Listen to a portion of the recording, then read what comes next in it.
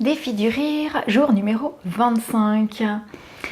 Le rire, il n'a pas toujours été considéré aussi, on va dire positivement, qu'on peut le considérer aujourd'hui, ou en tout cas comme je l'ai abordé durant les précédentes vidéos.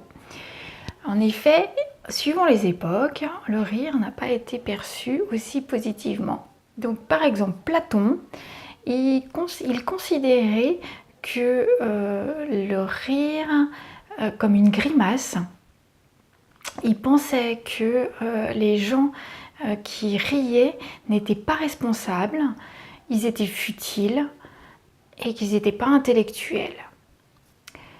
On a aussi l'époque de l'église chrétienne du Moyen-Âge qui considérait le rire qui diabolisait le rire exactement, parce que Jésus ne rit pas.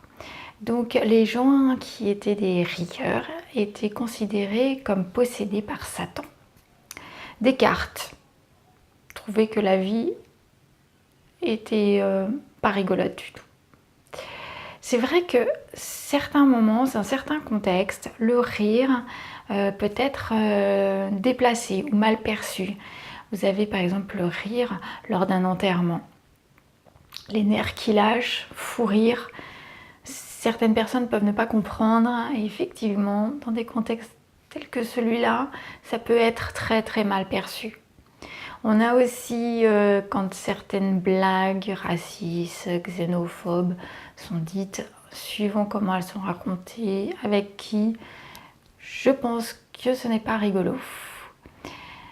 Même si tout peut être dit, etc., je pense qu'effectivement, ça dépend de la manière dont c'est dit, ça dépend de la manière dont c'est blagué.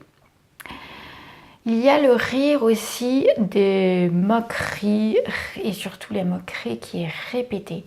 Je pense surtout, par exemple, on voit ça dans des contextes d'école, d'enfants entre eux, où vous avez un groupe d'écoliers qui s'en prennent plus à une personne, avec des rires, des moqueries qui sont répétées envers cette personne-là. Ça finit par être du harcèlement, une perte de confiance de la personne qui peut se dévaloriser, et tout ce contexte-là qui peut se mettre en place et qui peut être vraiment, vraiment très, très néfaste. Donc le rire, faire attention dans quel contexte, effectivement, ou la manière dont c'est fait, ça peut être effectivement pas très positif. Et puis il y a aussi certaines personnes qui rigolent, mais qui en fait rigolent pour masquer un mal-être, parce qu'elles ne sont pas heureuses. Donc là, ce rire-là non plus n'est pas forcément signe de joie et de bonheur. Voilà, c'était tout pour aujourd'hui et je vous dis à demain. Et n'oubliez pas de rire quand même. À demain.